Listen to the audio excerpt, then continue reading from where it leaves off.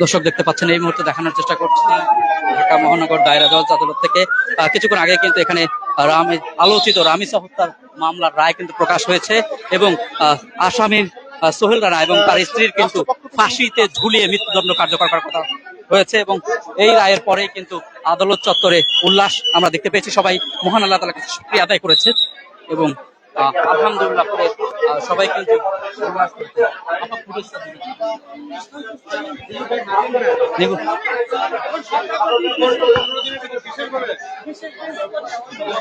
যারা এসেছিলেন তারা কিন্তু সবাই মিলে এই জায়গাটিতে ভিড় করে তারা সবাই শোনার চেষ্টা করছেন, যার কারণে যতটুকু বাইরে থেকে শোনা গেছে সেই বিষয়টি আপনি দেখতে পাচ্ছেন। এই মুহূর্তে আদালত চত্বরে আপনারা ভিড় দেখতে পাচ্ছেন।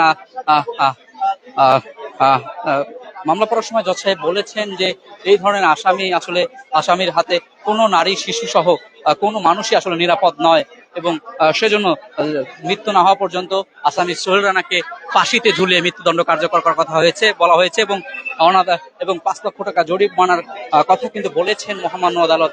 এবং তার স্ত্রী প্রত্যক্ষভাবে তাকে রামিসার গলা কাটতে সাহায্য সহ পরামর্শ, সাহায্য এবং গ্রিল কেটে তাকে পালিয়ে যেতে সাহায্য করার জন্য তাকেও 2 লক্ষ টাকা জরিমানা এবং মৃত্যুদণ্ডে দণ্ডিত করেছে। ফাঁসিতে ঝুলিয়ে তাকেও মৃত্যুদণ্ড কার্যকর